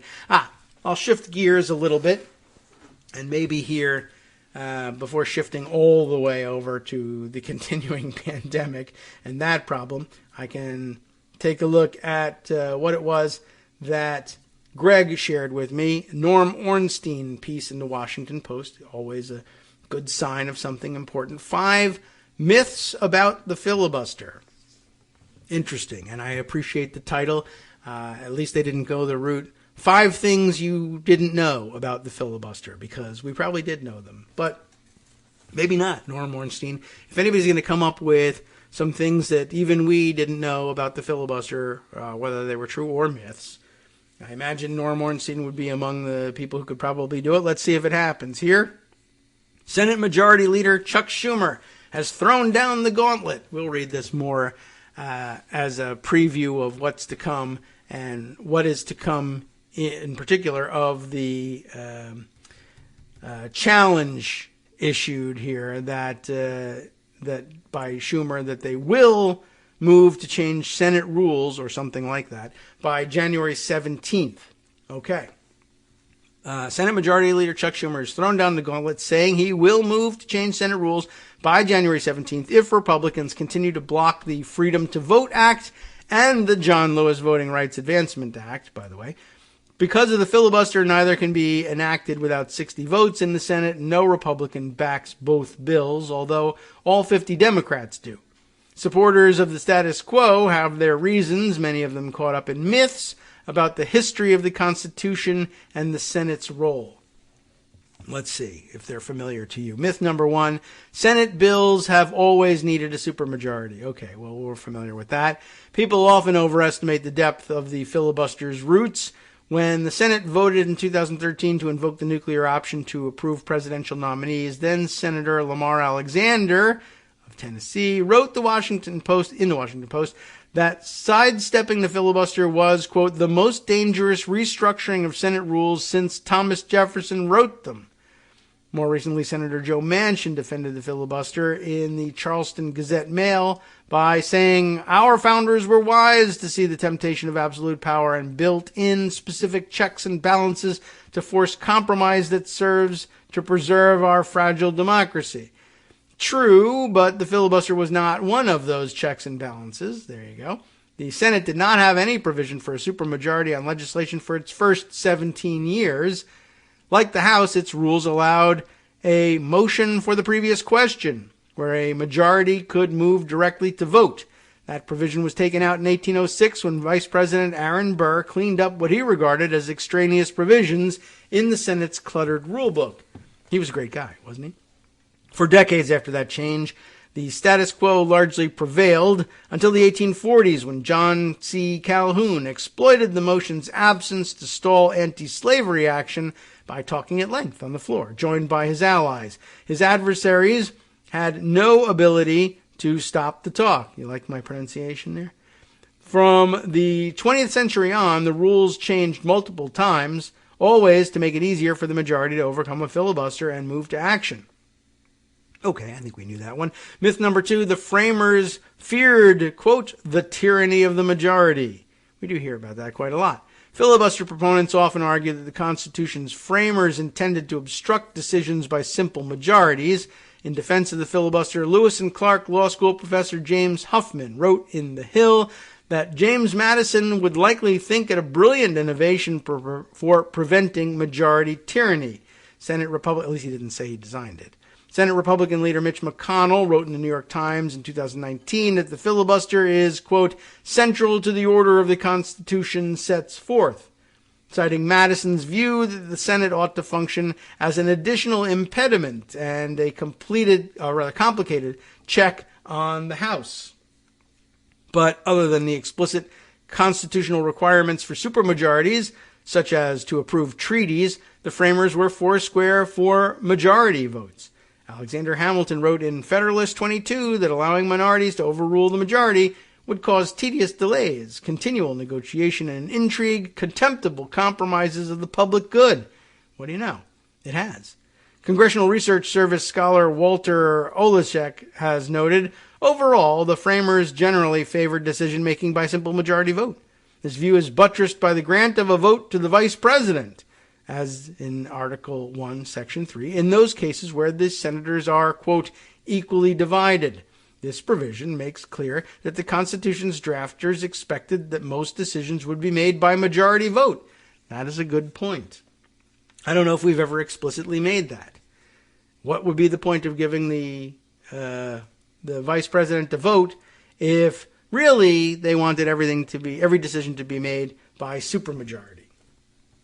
I guess you could say, well, what if they are right on the cusp of whether or not there is a supermajority? If you need, I don't know. I mean, well, see, in a Senate of 100, it's very difficult to come up with an example. So it could happen if the Senate doesn't land on the number 100, I suppose. But anyway, you get the idea. I think that's a good point. Somehow, I don't know. We've never made mention of it. Let's see. Myth number 3, the filibuster fosters moderation and cooperation. That's just one of the dumbest ones I know. But Kirsten Sinema has been big on that one. Manchin is big on that one. A lot of Democrats who have now come around to accepting the need for reform actually used to say this too. The filibuster compels moderation, she said it. She's not alone in arguing that the rule has a salutary effect on lawmakers' bipartisan dealings. The Heritage Foundation's Thomas Jipping, for example, claims that it encourages consensus, but we know how we feel about them. That may have been true in the distant past, but it has not been the case for a long time. The Senate changed the filibuster rule in 1975 from 2/3 of those present and voting to 3/5 of the entire Senate. The present and voting standard, by requiring senators to show up, put the burden on the minority. The absolute standard, shifted the burden entirely to the majority. On most issues, when it's clear that a cloture vote, that is, the vote to end debate, would fail, there is no debate, which would only take up precious floor time. The minority can kill bills with few or no visible traces and has no incentive for moderation or compromise. A good example, the House passed 2 bills last year requiring universal background checks on guns. Neither was even brought up in the Senate because Republicans made it clear the measures would die on filibusters.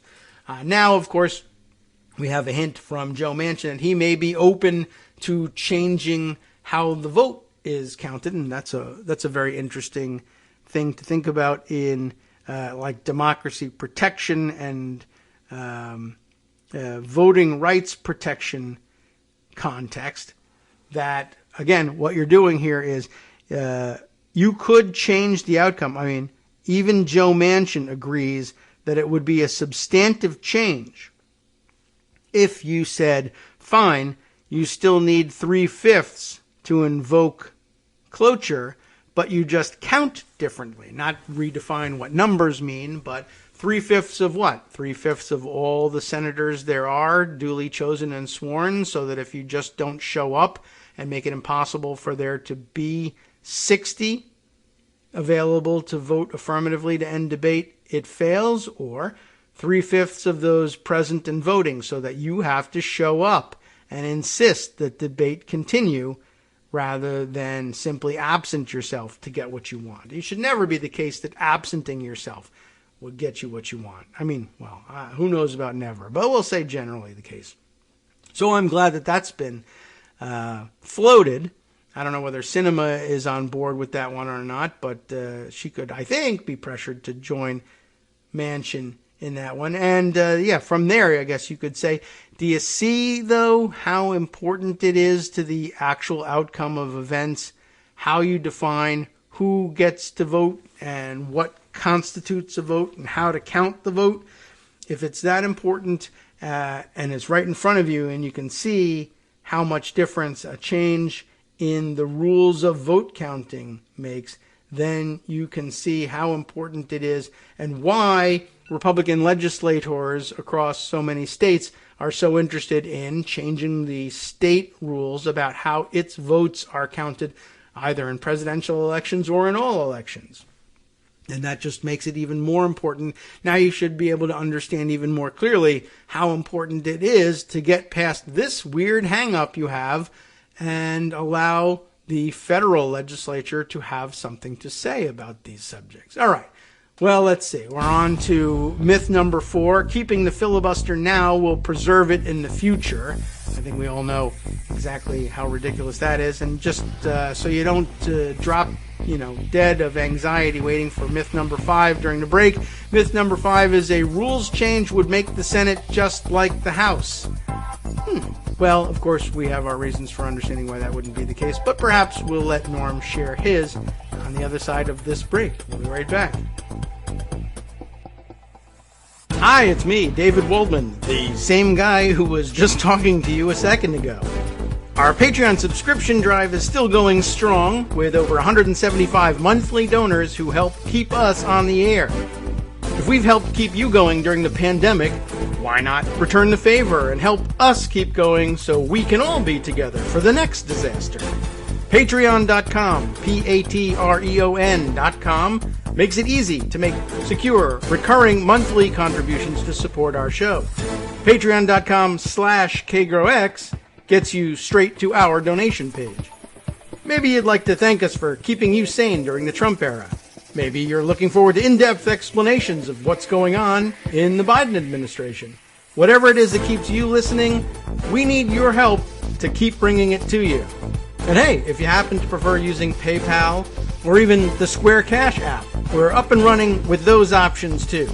Thanks again, everyone, for all your support. We literally could not do this without you.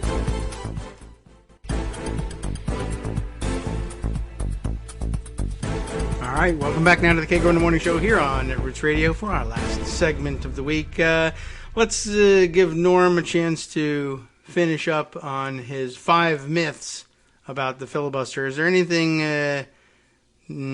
absolutely necessary, that we get to here about the filibuster fostering moderation and cooperation?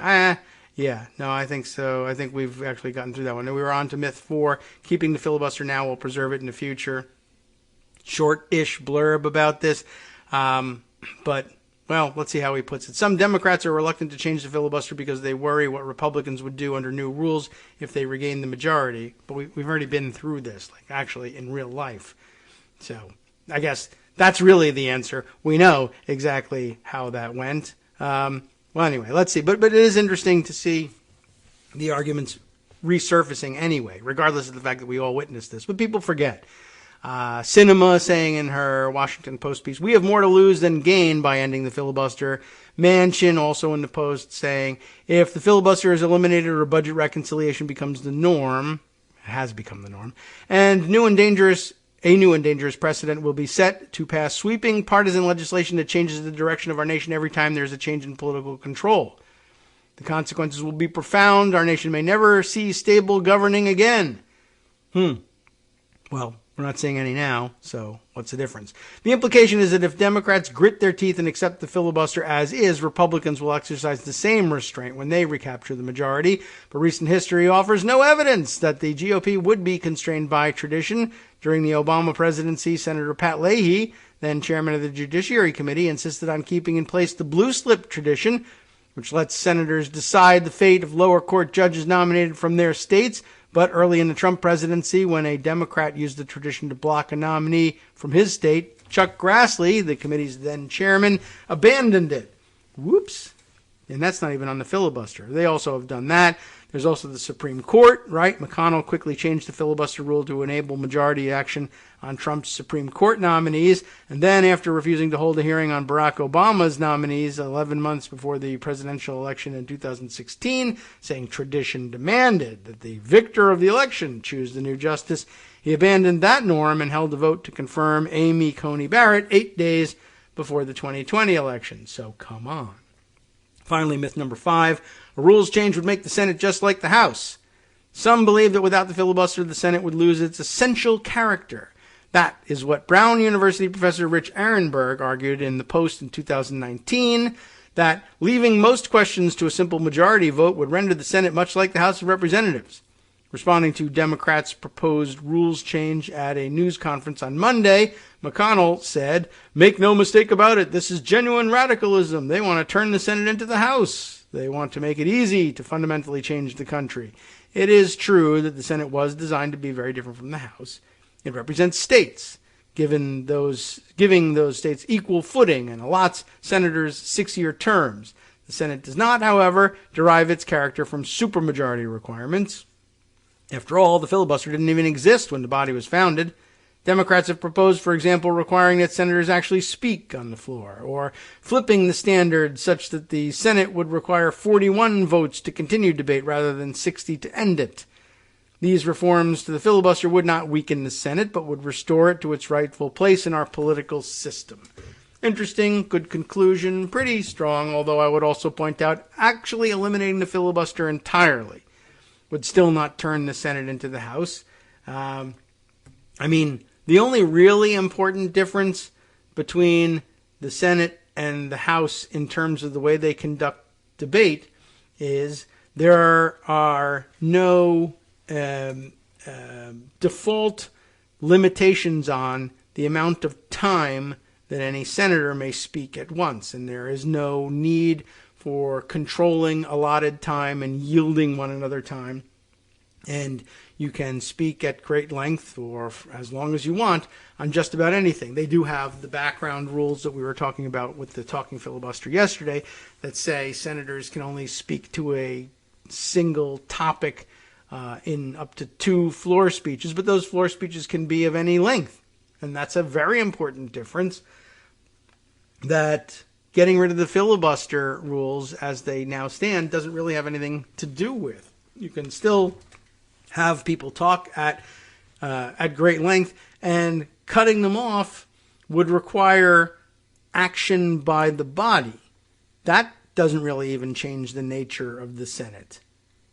If the body decides to move forward, the body decides to move forward. That was always contemplated as reality for any parliamentary body of any kind, and certainly originally in the Senate rules. But you don't even have to go back that far. You can just talk about the way it's currently constituted. Once you've decided to go ahead and finish debate, all decisions are taken by majority vote. So it doesn't strike me as a tremendous change. One of the other things, of course, is the ability to adopt special rules for the consideration of each individual bill. But they have that ability as well. They've always had the ability. That's one of the things that, somehow escapes everybody in all of this. The House and Senate, constitutionally have always had the right to set their own rules of procedure. And that's actually set out. That's, something the founders actually did mean to be the case and set that down. If the Senate were to get together, I guess you could ask this question. Well, it would fundamentally change the nature of the country, and it would fundamentally change the way our decisions are made, fundamentally change the way the founders designed the Senate. Well, the founders said that the Senate will determine what the Senate's rules of proceedings are. If the Senate sits down and says, we're not going to have a filibuster rule, we're going to be just like the House, that's the way we want it. What is it that makes you think that that's such a horrible thing, given that the people who actually designed the system said, yeah, they can set up the rules any way you want? There's nothing, not only are we reminding everybody, look, the filibuster is not in the Constitution. What is in the Constitution is that they can have it or not have it at their discretion. And that we recommend that they don't, because we couldn't come up with very many places where we thought it would be interesting, helpful, or fair to require a supermajority, even though we put that question before us. We decided it deliberately. In only very few cases would we require a supermajority. So, I don't know. This idea that the founders intended for debate to be different in the Senate is just not established anywhere. It's not. They differentiated between the two houses by the constituencies being represented and by the size of the membership and very little else, quite honestly. That was it. The staggered nature of the terms and the length of the terms is established. That's a big difference. But the founders didn't require any more difference between the House and the Senate than that. That the House members would be elected for 2-year terms by smaller subdivisions of states as constituencies, and that senators would be elected, originally by their state legislatures, to 6-year terms, and that they be staggered so that there would always be a quorum available in the Senate, and that they would represent states as a whole, no matter what the size of their populations. Those are the only differences that the founders cared about between the two houses. Other than that, who cares whether the rules of procedure are the same, especially as it's none of your business if that house, the Senate, decides to adopt rules that make it identical to the House, except that they only have 100 members and their members are elected on a different basis. What do you have to say about it? Nothing, because the Constitution grants that power and always has. I don't know why you think it's fundamental to the concept that the founders had. The founders wrote their concept down. There's nothing contradictory about it. Read it. I don't know. Mine makes maybe a more confusing, but I think a more compelling argument than the 5 myths, or any of the 1 myths anyway. But they're all correct, and it's worth bringing up. And every once in a while, well, look, he's doing the real job of an educator here, which is to realize that these are lessons that have to be repeated over and over again. And we did get an interesting new piece out of it, right? I don't think we've ever discussed the tie-breaking vote of the vice president as reason to believe that the Senate was expected always to do its business by simple majority vote. But it was hanging out there the whole time. So glad we read it. Okay, let's see.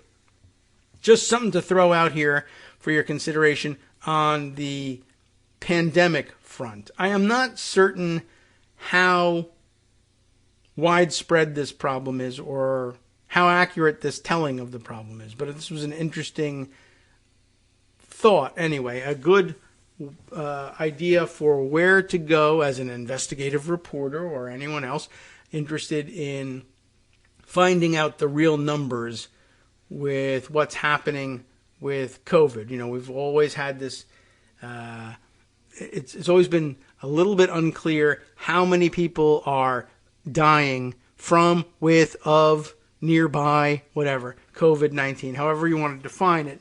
And so we've had people advocating all along that we look at excess deaths as a better indication of what's going on. Well, here a tweet from Micah Pollock, or a series of tweets from Micah Pollock, who is an associate professor of economics at Indiana University Northwest. Indiana University Northwest. Okay. Well, at any rate, he makes some interesting and extraordinary claims here, and he brings some backup, but I'm not certain that everybody's experiencing the same problem. But this starts from a good premise. If you're going to trust anyone to know the real cost of COVID-19 in terms of deaths, trust life insurance companies. Now, I realize that a lot of you may object on its face to the idea that, well, if you're going to trust anybody, trust life insurance companies. Well, maybe not. But it's a good idea, perhaps, to start with them because, of course, these are folks who are doing everything that they can. Well, first of all, they're monitoring closely who's dying and why and how often and from what, and does it, is it going to cost them money when it happens? So that's the motivator here, to watch things closely. And you would think they would have a motivation to minimize the numbers, I guess, because then they would be paying off less. But for them, the issue is dead people are dead. That's it. Now, if they're not committing suicide, then you got to pay. And it doesn't really matter whether COVID kills them or something else kills them. But again, if the question is excess deaths, then it's fine. It doesn't matter. You would be able to tell people who are ask people who are in the business of monitoring how many people would you say are dying lately, and are you getting an unusual number of requests to pay off on life insurance policies? They're going to have an answer for that, right? So to that extent, that's all you have to do to trust them. You don't have to trust them any further than what kind of numbers are you seeing? Well, Micah Pollock continues by saying, I was there for this online news conference, and it was stunning. Deaths are up 40% from pre-pandemic levels among working age people. So there are these, let's see, there is a tweet that's quoted along with two screen captures, I guess, from this online news conference. First, we have the tweet of, is this somebody in particular? Mass Avenue Curmudgeon, although we don't really know who that is in particular, but they say, Indiana Life Insurance CEO says deaths are up 40% among people ages 18 to 64. And linking to an article from thecentersquare.com making just that claim. What is the Center Square? I don't know. But let's see. Is this, are they well, let's see. About the Center Square. Is it just all news or is it an insurance business publication? Launched in May of 2019 to fulfill the need for high-quality statehouse and statewide news across the United States. Okay, so the focus of the work is state and local government and economic reporting. And in this case, I guess, Indiana in particular. So, and they're running under the headline of Indiana Life Insurance CEO says deaths are up 40% among people ages 18 to 64, just as claimed. Micah Pollock, as I said, grabs these excerpts from the Center Square article. The head of Indianapolis-based insurance company One America said the death rate is up a stunning 40% from pre-pandemic levels among working-age people. And that's the other important part, working-age people. We are seeing right now the highest death rates we have seen in the history of this business, not just at One America. The company's CEO, Scott Davison, said during an online news conference this week, the data is consistent across every player in that business. Now, I have questions about whether or not that's the case. It seems like more people would be talking about it if they were paying off 40% more contracts than is usually the case. You would think more than One America would be making note of that. They may have some strategic reason not to, and One America is outside of that agreement, or they could just have extraordinarily bad luck and have made a lot of bad bets. And you have to entertain the possibility that maybe One America does make a lot of bad bets in their life insurance policies. And in order to not be singled out or not scare investors of One America, you say something like, well, it's not just us. It's across the industry. But I haven't seen anybody else in the industry say so. So I'm a little concerned about that. Davison said the increase in deaths represents huge numbers and that it's not elderly people who are dying, but primarily working age people from 18 to 64 who are the employees of companies that have group life insurance plans through One America. So now we get some sense of, well, what makes up One America's portfolio? It's not, wealthy individuals. It's okay, they provide a lot of group insurance plans for corporations where corporations insure the lives of their workers. And it's not even clear whether this is a extra benefit that they give to workers and that workers are the beneficiaries of these policies, or they may be corporate insurance policies where if our workers dies, you pay the company, so that we can use the money to either make up for the loss in profits generated previously by this worker, or find another one to replace them. I don't know. There could be any number of different outcomes from this insurance scheme. Depends what they buy. Anyway, I suppose it doesn't really matter. What matters is the numbers. Now, back to Davison here, who says, what we saw in just the third quarter, we're seeing it continue into the fourth quarter, is that death rates are up 40% over what they were pre-pandemic. Just to give you an idea of how bad that is, a 3 sigma, I guess we're talking statistics here, a 3 sigma or a 1 in 200 year catastrophe would be 10% increase over pre-pandemic, he said. So 40% is just unheard of. Davison is one of several business leaders who spoke during the virtual news conference on December 30th that was organized by the Indiana Chamber of Commerce. Most of the claims for deaths being filed are not classified as COVID-19 deaths, Davison said. What the data is showing us is that the deaths are being reported What the data is showing us is that the deaths that are being reported as COVID deaths greatly understate the actual death losses among working age people from the pandemic. It may not all be COVID on their death certificate, but deaths are just huge numbers. And we've heard about, the varieties of ways that you could report a death that involved COVID. And that's why everybody wants to look at excess deaths. And he's just saying excess deaths are much bigger than you even imagined. He said at the same time the company is seeing an uptick in disability claims, saying at first it was short-term disability claims, and now the increase is in long-term disability claims, perhaps hinting at disability stemming from long COVID or something of the sort. It's interesting. Micah Pollock then continues by saying, in the conference they explained that they're seeing deaths months after workers, quote, recovered from COVID, from infection-related health consequences like heart attacks, vascular problems, etc. These deaths don't get classified as from COVID because they are no longer, quote-unquote, positive. And if you're wondering how COVID-19 might possibly cause complications long after you're no longer positive, the virus literally spreads to your brain and elsewhere in your body, where it can linger and spread for up to 230 days. I don't know if the specifics of 230 days is well-founded or not, but we've all certainly heard about the effects of so-called long COVID. Pollock continues with he links to the full video of the press conference if you're interested in seeing it. He does recommend watching the entire video, but the relevant comments by Scott Davison, the One America chairman, begin at 21 minutes in. You will also see multiple hospital CEOs and presidents talk about how the claim that vaccine mandates are in any way responsible for shortage of staff is ludicrous. You'll probably want to be armed with this bit of argument in case you run into something like this, right?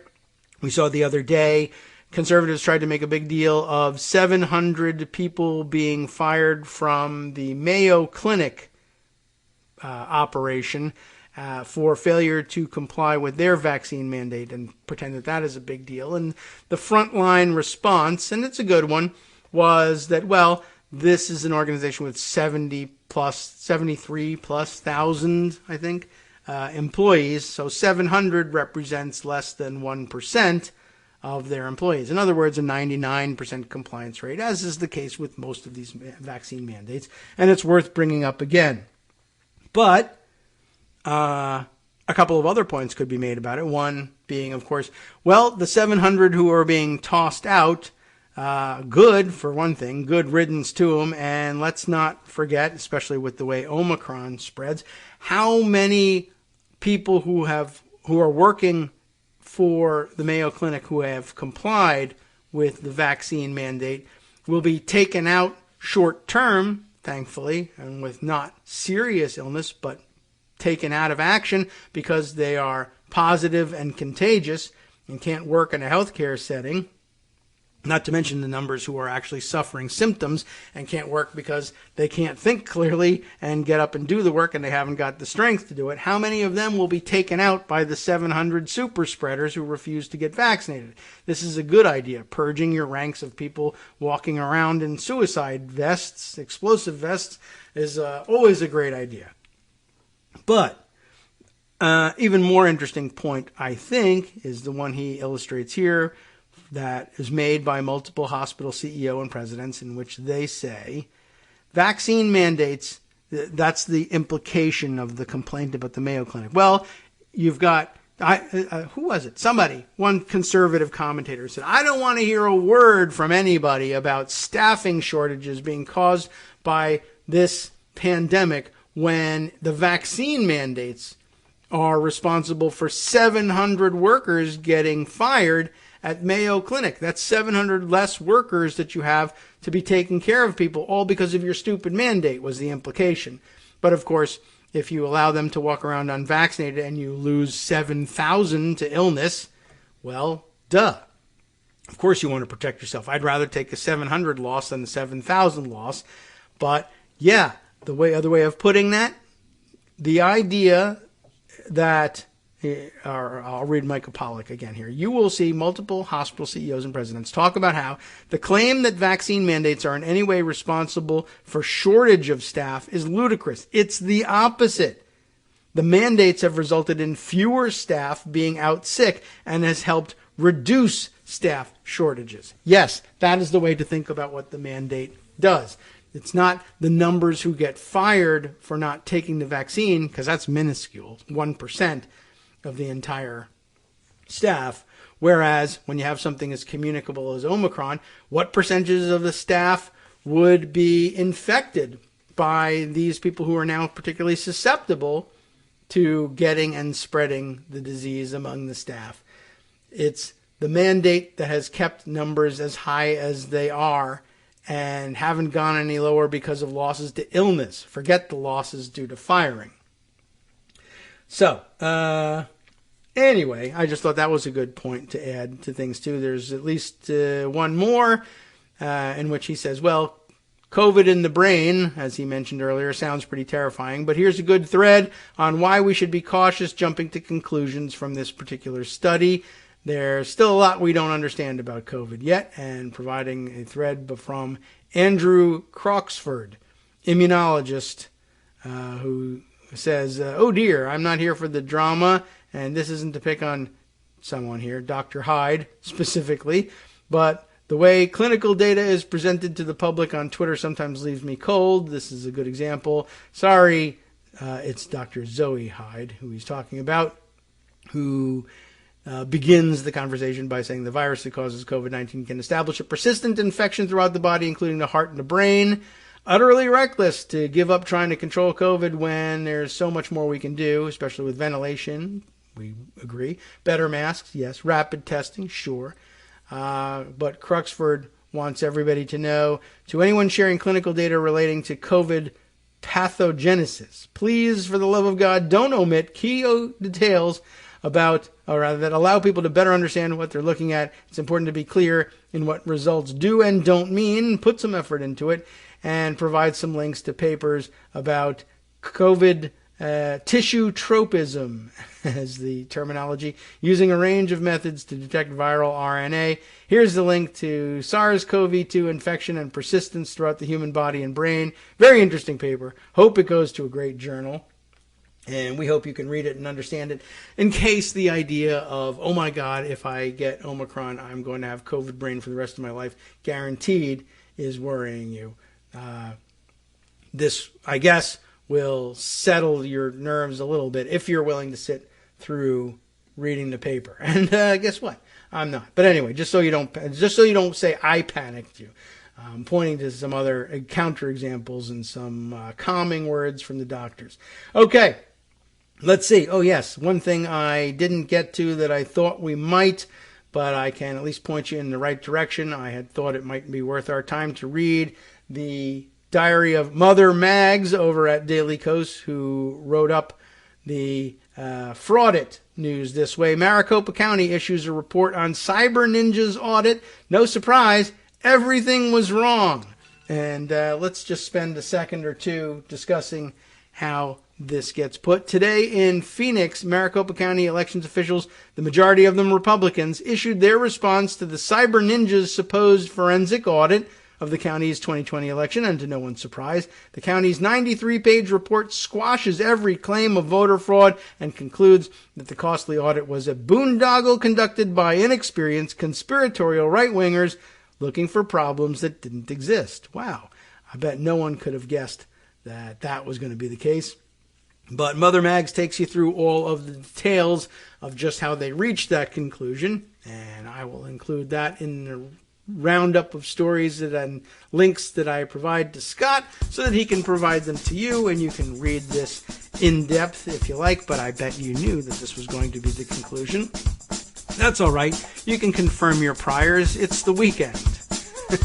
It's something you can do with your spare time if you like. All right, well, we'll be back next week, of course, because the anniversary of January 6th has come and gone, and they have not overthrown the government and show no interest in doing so before they get the same opportunity put before them in January of 2025, although all indications are that that date will no longer be important because they will try to overthrow the results of the election well before that. Okay, good. Then we know what's coming and we can schedule the revolution. The revolution will not be televised, but it will be tightly scheduled, and that benefits everybody. Okay, speaking of tightly scheduled, time is quickly approaching for Justice Putnam to take the microphone for the West Coast Cookbook and Speakeasy. Here's what he's got on tap for you. Mike Pence resisted Trump for the first time during the Trump presidency on January 6, 2021. You know how he did so, and can't wait then for Justice Putnam's take on that. What else have we got? 20 of Yellowstone National Park's renowned gray wolves were shot by hunters just outside the park perimeter in recent months. That's happening. Plus more from around the country and around the world next. From networksradio.com. You have been listening to Kagro in the Morning with David Waldman. I asked funny story here that I have missed to date. New York Times or former New York Times columnist Nicholas Kristof ineligible to run for Oregon governor. Take a local perspective right from the horse's mouth, as it were, when Justice tells you about that. Why did it happen? Because he did not meet the state's 3-year residency requirement. Maybe politics is tough.